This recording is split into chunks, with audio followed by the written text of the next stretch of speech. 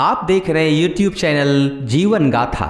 महात्मा गौतम बुद्ध के समय की बात है। एक गांव में एक किसान अपनी पत्नी और 2 बच्चों के साथ रहता था। वह किसान बहुत ही ज्यादा परेशान था। अपने दोनों बच्चों और पत्नी की जरूरतों को पूरा नहीं कर पा रहा था। शायद यही उसकी परेशानी की सबसे बड़ी वजह थी। समय बीतता गया, उसकी परेशानियां, परिवार की जरूरतें और भी बढ़ती गई। वह दिमाग से और मन से बहुत ही अशांत रहने लगा।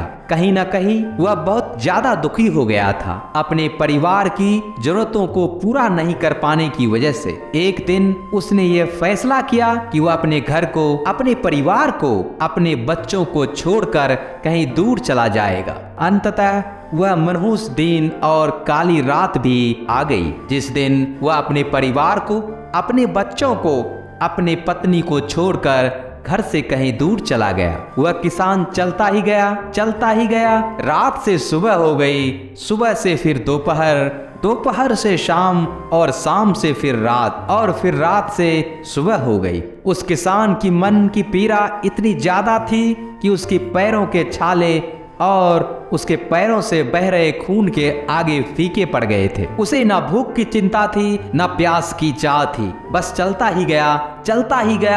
आखिरकार जंगल में चलते चलते उसका शरीर इतना थक गया कि वह एक नदी के किनारे जाकर गिर पड़ा। कुछ घंटों बाद उस किसान को होश आया। वह बेचारा इतना प्यासा था कि तुरंत वह नदी के पास गया। जैसे ही वह पानी पीने के लिए हाथ पानी में डाला, उसे सामने नदी के उस पार कुछ लोगों का झुंड दिखाई दिया। उसने ध्यान से देखा तो उसे एक वृक्ष के नीचे महात्मा गौतम बुद्ध बैठे हुए नजर आए। वह तुरंत दौड़कर उनके पास गया और उनके पैर पर गिरकर बोला, हे भगवान गौतम बुद्ध, मुझे अपनी शरण में लीजिए, मुझे अपना शिष्य बना लीजिए। महात्मा गौतम बुद्ध के शरण में आया हुआ कोई भी व्यक्ति खाली हाथ वापस नहीं जाता। यह किसान तो केवल उनका शिष्य बनना चाहता है। महात्मा गौतम बुद्ध ने उसकी मनोदशा को देखते हुए उसे अपना शिष्य बना लिया। महात्मा गौतम बुद्ध और उनके शिष्य वहां पर केवल विश्राम कर रहे थे। उनका विश्राम भी पूरा हो चुका था। वह किसान भी अब महात्मा गौतम बुद्ध जी का शिष्य बन चुका था। अब समय हो चला था आगे की यात्रा पूरा करने की। गौतम बुद्ध और उनके शिष्य आगे बढ़ते चले गए। कुछ दूर निकल जाने के बाद गौतम बुद्ध जी को बहुत जोर की प्यास लगी। उन्होंने अपने उस नए शिष्य अर्थात किसान से बोला कि प्रिय शिष्य, जाओ, उस पास में एक सरोवर है, वहां से मेरे लिए पानी लेकर आओ। किसान बोला, जो आज्ञा भगवान। किसान सरोवर की तरफ चल दिया। सरोवर के पास जैसे ही किसान पहुंचा, उसने देखा कि उस सरोवर में बहुत सारे जानवर उछल कूद कर रहे हैं। वे सारे जीव जंतु किसान को देखते ही तुरंत वहां से भाग गए। किसान बहुत खुश हुआ और उस सरोवर की तरफ चल दिया पानी के लिए। परंतु जैसे ही किसान सरोवर के पानी की तरफ हाथ बढ़ाया, उसने देखा कि पानी बहुत ही ज्यादा गंदा था। किसान निराश होकर वापस गौतम बुद्ध के पास आ गया। गौतम बुद्ध ने उनसे पूछा, पानी कहाँ है?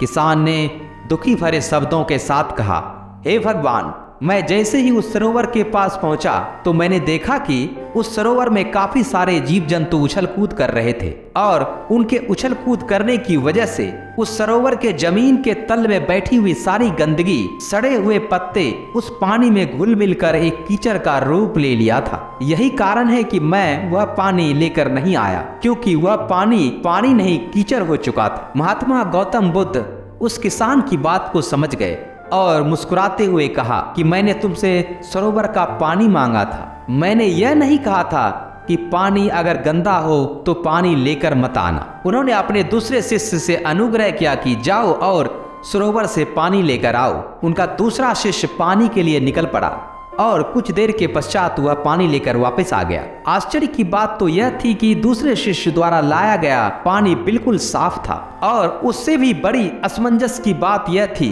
कि सारे के सारे शिष्य बड़े ही आश्चर्यचकित हो गए कि यह करिश्मा कैसे हो सकता है, क्योंकि पहले शिष्य ने तो यह बताया था कि पानी कीचड़ हो गया था। महात्मा गौतम बुद्ध ने सारे शिष्यों को बताया कि जब सारे जीव जंतु उस पानी में उछल कूद कर रहे थे, तब उस दौरान उस सरोवर के पानी के तल में बैठी हुई सारी गंदगी, सारे गले हुए पत्ते, सड़े गले हुए पत्ते सब घुल मिलकर कीचड़ रूपी पानी का रूप ले लिए थे। परंतु जितने समय में वह किसान वापिस आया और दूसरा शिष्य वापिस गया, उतने समय में उन जीव जंतुओं के भाग जाने के पश्चात उस सरोवर का पानी धीरे धीरे शांत हो गया। और जैसे जैसे सरोवर का पानी शांत होता गया, उस सरोवर के कीचड़ रूपी पानी में खुली हुई सारी सड़ी गली पत्तियां और मिट्टी धीरे धीरे शांत होकर उस सरोवर के तल के नीचे जाकर बैठ गया, जिससे उस सरोवर का पानी शांत होकर साफ हो गया तथा सड़े गले हुए सारे पत्ते पत्तियां भी शांत होकर आराम से उस सरोवर के तल में जाकर बैठ गए।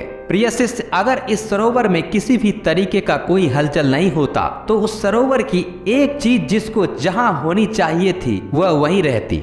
उन जीव जंतुओं के हलचल की वजह से सरोवर के तल में बैठी हुई सड़ी गली पत्तियां, मिट्टी उस शांत पानी में मिलकर एक कीचड़ का रूप ले लिया था। ठीक उसी प्रकार से हर व्यक्ति के जीवन में तरह तरह की समस्याएं, परेशानियां और कठिनाइयां आती है, जिसकी वजह से हमारे मन में हलचल सी मच जाती है, हमारा दिमाग और मन अशांत हो जाता है। तत्पश्चात हम कोई गलत निर्णय अर्थात फैसला ले लेते हैं। परंतु अगर थोड़ा समय देकर इन कठिनाइयों, परेशानियों और समस्याओं के बारे में समझने की कोशिश करें तो मन की हलचल उस सरोवर की पानी की तरह शांत हो जाएगी, जिससे हम अपने जीवन में सही निर्णय का चुनाव करते हैं और उनका समाधान निकाल लेंगे। किसान को महात्मा गौतम बुद्ध जी की सारी बातें साफ साफ समझ आ गई थी। उसे यह भी समझ आ गया कि उसके परिवार में आई हुई सारी परेशानियां, दिक्कतें और जिम्मेदारियां भी इसी सरोवर के सड़ी गली हुई पत्तियों और मिट्टी रूपी कीचड़ की तरह है। बस जरूरत है थोड़ा समय निकाल कर मन को शांत करते हुए उन परेशानियों, दिक्कतों के बारे में समझने और समाधान निकालने की।